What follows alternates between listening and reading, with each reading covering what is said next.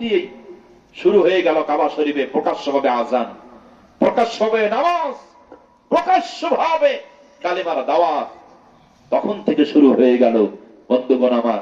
ওই সময় সর্বপ্রথম এই জমিনে আমরা যে মিছিল বের করি না, বিভিন্ন সময়তে নির্বাচন আসতেছে, মিছিল করতে করতে তো একেবারে গলা ফাটায় ফেলবেন আপনারা।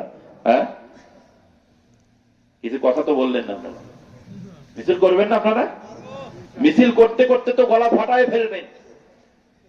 এই মিছিলটা কোন পক্ষে হবে একটু শুনে নেন, যেহেতু কথা আসলো। কোন পক্ষে আপনারা মিছিল দিবেন? হযরত ওমর সর্বপ্রথম এই পৃথিবীতে মিছিল বের করেছিলেন, হযরত ওমর।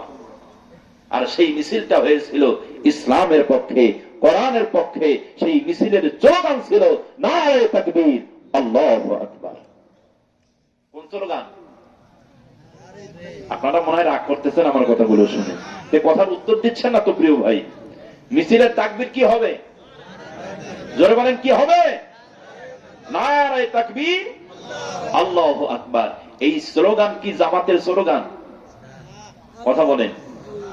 এই স্লোগান কি চরমনের স্লোগান? এই স্লোগান কি তবলিগের স্লোগান? এই স্লোগান কি ওই খিলাফতে মজলিস তার স্লোগান?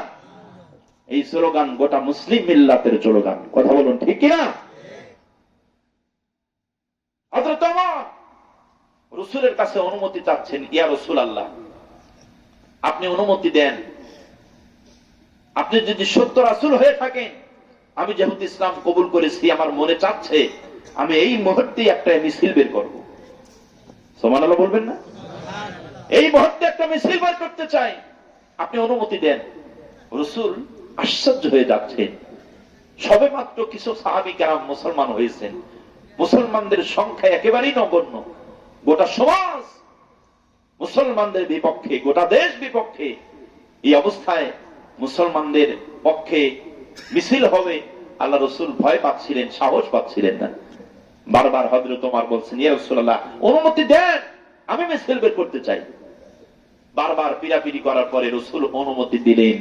হযরত ওমর অনুমতি পেয়ে যে কয়েকজন সাহাবায়ে কিরাম ছিলেন, ওই কয়েকজন কি দুই পাশে লাইন করে দাঁড়ায় দিলেন।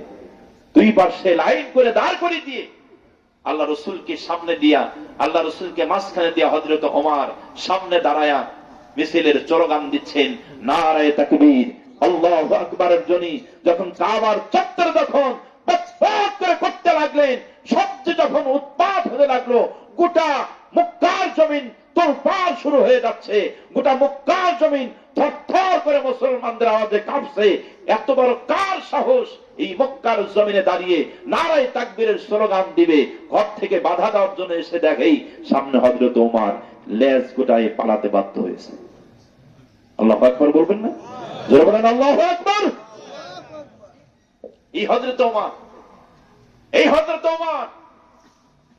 কালিমা পড়ার পরে হযরত ওমর এই মুসলমানদের পক্ষে সর্বপ্রথম তিনি মিছিল বের করেছিলেন। সম্মানিত হাজিরিন, আপনারা মিছিল অনেকবার দিবেন, এখন থেকে শুরু করে সামনে এই মিছিলের স্লোগান যেন নারে তাকবীর, আল্লাহু আকবার হয়।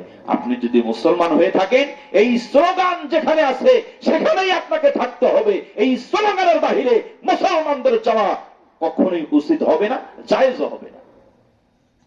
যদি দলিল চান দলিল দিয়ে দেওয়া হবে, সমস্যা নেই। আপনি মুসলমান, মরার পরে তাকবীর কি ছিল? জন্মের পরে তাকবীর কি ছিল? একটু কথা বলেন না ভাই।